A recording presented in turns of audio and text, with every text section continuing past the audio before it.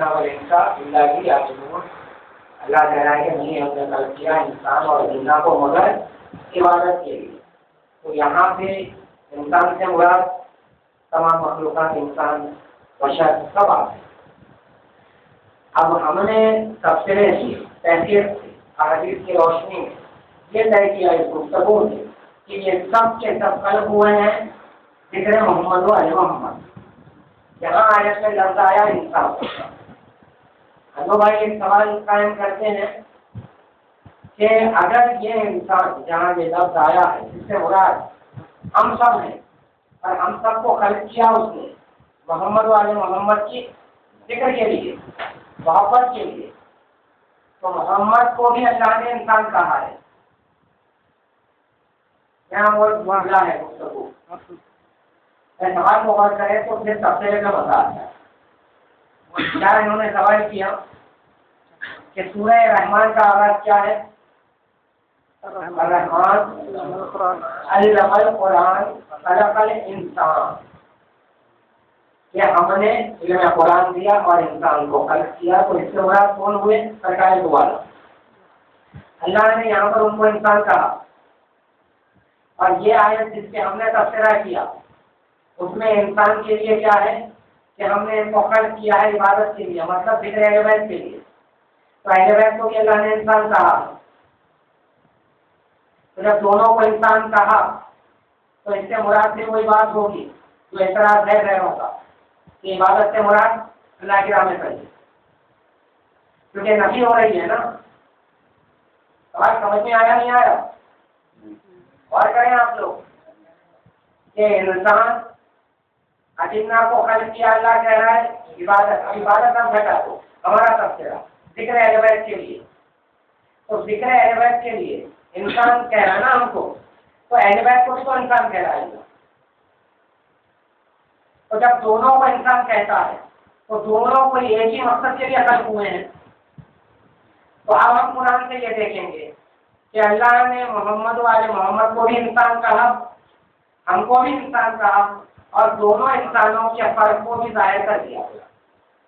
جب وہ فرق ہم کو قرآن سے مل جائے گا تو یہ اعتراض ضائع ہو جائے. ٹھیک ہے؟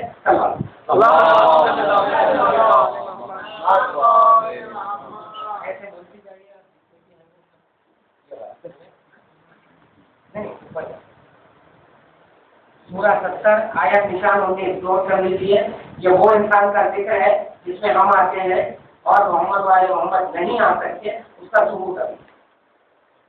سورہ 70 ہے آیت نشان.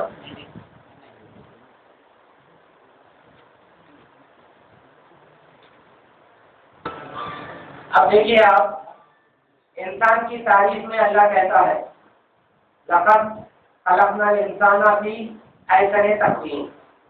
ہم نے انسان کو بڑے اچھے سانچے میں ڈالا. آپ مجھے بتائیے یہ تعریف کی بات ہے، ناز کی بات ہے، شان کی بات ہے، یا برائی ہے؟ یہ تعریف ہے، اچھے سانچے میں ڈالا. تو اللہ جو ہے اس خلقت میں ناز کر رہا ہے. کس کی خلقت میں ناز کر رہا ہے؟ انسان کی. یعنی انسان کو ایسے خلق کیا میں نے، ناز کر رہا ہے، فخر کر رہا ہے. ٹھیک ہے مہدی بھائی؟ وہاں لفظ زندہ جمع کا چل رہا ہے. ہاں اللہ واحد نہیں ہے، نہیں بے شک، لیکن یہاں پر انسان کے خلقت کے ناز کون کر رہا ہے؟ اجتماعی ناز ہوگا. ٹھیک ہے. اب اگر میں مولانا ہے، مولانا کی ایک شاگرد ہے اور وہ شاگرد سے ناز کر رہے مولانا، یہ کہہ رہے ہیں یہ مولانا جو ہے عارف میرا بڑا اچھا شاگرد ہے، اور اس کے بعد عارف کی برائیاں شروع کر دی انہوں نے. تو ہم یہ کہیں گے بھائی کہ ناز بھی کر رہے ہیں آپ، اچھا شاگرد ہے بولو ہے، تو اس کے بعد اس کی برائیاں مسلسل آپ کرے جا رہے ہیں. تو ناز خوبیوں کے ہوتا ہے، خامیوں کے نہیں ہوتا. خوبیوں کو سمجھے آپ. اگر وہ اچھا شاگرد ہے آپ کہتے ہیں اور اس کی خامیاں دوسرا نہیں آپ ہی بیان کر رہے ہیں تو بات جو ہے بیلنس نہیں ہو پائے گی کہ ناز آپ خامیوں پہ کیوں کر رہے تھے. تو اللہ یہ کہہ رہا ہے کہ میں نے اچھے سانچے میں ڈالا انسان کو، یہ ہوا ناز، اب جس پہ ناز کر رہا ہے اس کی خامیاں خود اللہ قرآن میں بیان کر رہا ہے۔ انسان کو بنا کر ناز کیا، اب انسان کے بارے میں آیت ہے، ان الانسان خلق ہلوعا، یہاں پہ آپ دیکھ لیں ترجمہ جو انہوں نے کیا ہے، انسان کم بیدار ہوا، کیا ہے میری بھائی ہے، انسان کم ہمت پیدا ہوا۔ اللہ کیا کہہ رہا ہے؟ انسان کو بڑے اچھے سانچے میں ڈالا ہے، ناز کیا انسان پر۔ اب یہاں پہ انسان کے لیے کیا کہتا ہے؟ کم ہمت پیدا ہوا، ایک برائی، کمزوری، خامی اللہ نے بیان کی۔ اور ایک آیت بتائیں ہم 14 اور کریں ہمارے میری بھائی، ایسا پتہ رہے گا انشاءاللہ، تو ایک نتیجے پہ ہم پہنچتے ہیں۔ یہ جو کہا جاتا ہے کہ ہم کہہ رہے ہیں کہ انسان سے مراد جو تعریف اللہ کر رہا ہے وہ صرف محمد والے محمد ہے، اس سے مراد ہم کوئی ہوتے ہیں۔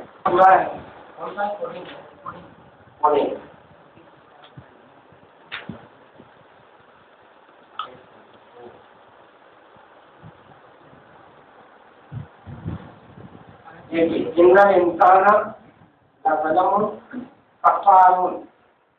اور آدمی بہت ہی بے انصاف، اور 15 آیتیں ہیں۔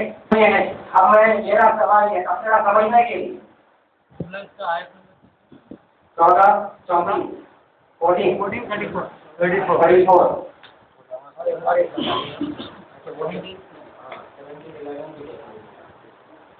یہ آیتیں تو مثال کے طور پہ سمجھا کے موضوع کو بیان کریں۔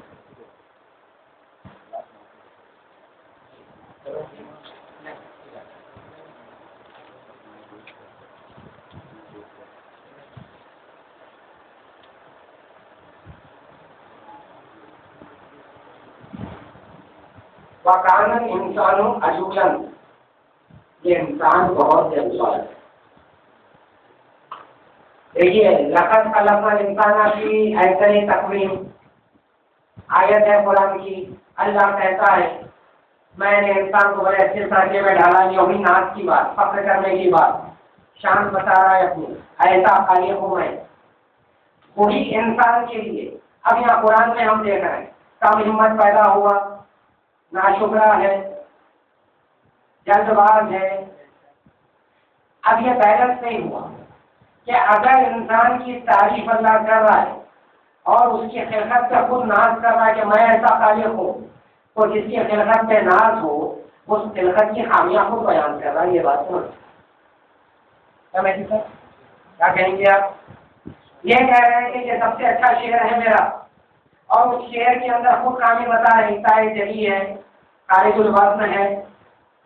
تو سرکار یہ آپ ہی نے تعریف کی تھی، آپ برائی کیوں کر رہے ہیں؟ تو یہاں معلوم یہ ہوا کہ ایک آیت میں جب اللہ نے انسان کہا اور اس نے ناز کیا، تو برائیاں جس انسان کی کر رہا ہے وہ انسان نہیں ہے کہ جس کے خلقت پہ اس کو ناز ہے۔ کون سا انسان ہے وہ بھی ہم قرآن سے دیکھیں گے کہ جس کے ناز کی آیت بھی سمجھ میں آ جائے اس کے ناز کیوں کرتا ہے۔ Thank you.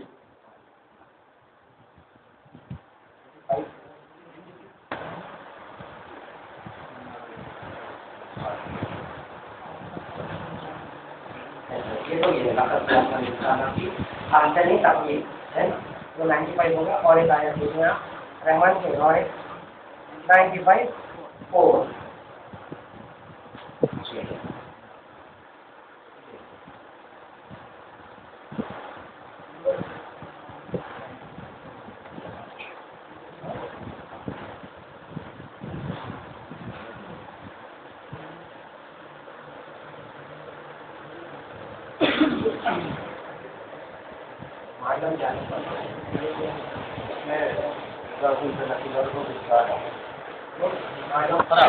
پورا نمبر ہے 97 ہوگا نہیں؟ ہاں نہیں، اور قلم پورا قلم 96 پورا قلم ध्यान दें आगे पहले आ गया 96 तक होने का निशान। अब आपने गौर किया कि वहां पर अल्लाह कुरान में जब ये कहता है लक़द खलक़ना इंसान फी अहसनि तक़वीम, नाज की बात हुई, अब 4 मकामात से अल्लाह बुराई कर रहा उसी इंसान की, तो ये समझ में आ गया कि जिस पर नाज हो उसकी बुराई नहीं हो सकती, जिसकी बुराई हो रही है उससे नाज है ही नहीं। तो जिस पर नाज है वो इंसान कौन है? तो यहाँ एक आयत में मालूम हुआ अल्लमल इंसाना मा लम यअलम। अब ये जो है कि हमने इंसान को इल्म दिया मालम यअलम, महदी साहब मौजूद है, अरबी जानते हैं, खिला मौजूद है यहाँ पर, कि इसकी खूबी ये है कि ऐसे इल्म दिया कि बिल वास्ता नहीं है इल्म, ये यानी दरमियान में कोई उस्ताद हाजिर नहीं है, से डायरेक्ट इल्म मिला। तो ये कौन सा इंसान होगा? दुनिया का कोई इंसान दावा नहीं कर सकता कि हमको अल्लाह से फिर रात से इल्म मिला है सिवाय मोहम्मद वाले मोहम्मद के वो मालिक है। यहाँ पे इंसान की एक तारीफ क्या बयान की? अल्लमल इंसान, उसने इल्म दिया। दुनिया का हर इंसान मोहताज है उस्ताद का। 14 मासूमिन के लिए पूरी तारीख के ज़माने हयात उठा के देख लें आप, कभी उन्होंने किसी आलिम के सामने जानवे अदब तय नहीं की। तो मालूम यह हुआ कि फिर रात अल्लाह उनको इल्म अता करता है। अब इस आयत में जिस इंसान का जिक्र है वो मोहम्मद आले मोहम्मद। तो नाज वाले इंसान ये है अल्लाह की बारगाह में, और बुराई वाले इंसान हम कहे जो नहीं मानते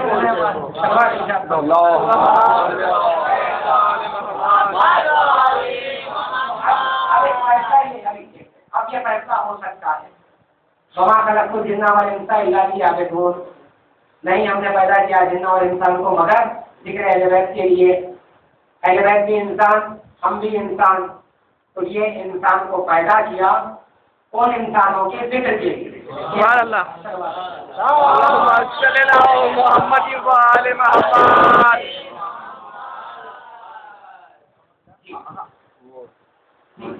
करने वालों ने क्या तर्जुमा किया उसका? वो वही है बिल्कुल कि इंसान को अल्लाह ने इल्म दिया, उससे इनकार नहीं है, तर्जुमा वही है, इंसान को अल्लाह ने इल्म दिया, लेकिन डायरेक्ट इल्म दिया करके नहीं, वो अंडरस्टूड है कहने की जरूरत नहीं। जैसे कि आप सूरह रहमान की पहली आयत देंगे तो क्या मतलब निकलेगा? अर्रहमान अल्लामल कुरान खलकल इंसान। तो कोई इंसान ऐसा है जिसको कुरान का इल्म पहले दिया गया, कोई दावा नहीं कर सकता। लेकिन अली आगोश मुस्तफा में आते हैं तो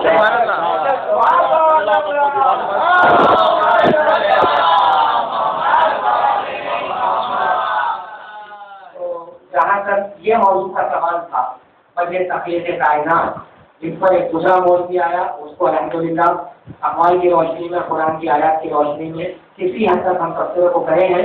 अब इंशाअल्लाह आइंदा के लिए उन्वान अभी दिया जाएगा, लेकिन अगर सीधा कोई सवालात जिस मौजू के अलावा भी अगर हैं तो आप लोग कर सकते हैं। 1 आधे घंटे का वक्त और है।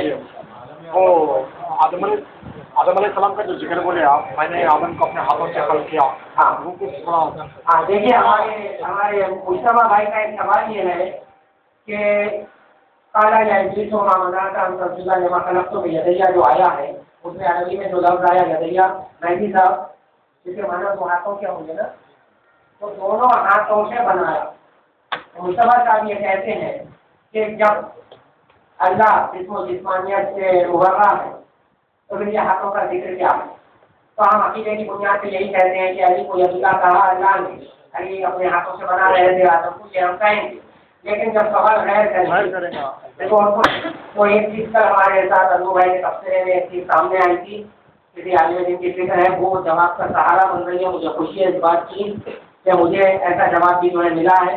जो भी आलिम जिन ने दिया है उनकी हक में दुआ करता हूँ कि अल्लाह अच्छी हुई है कि यही मैं अभी कह रहा था कि कुरान जैसे अजमैत में कहा है वैसे जो है पढ़ने का दौर आ चुका है।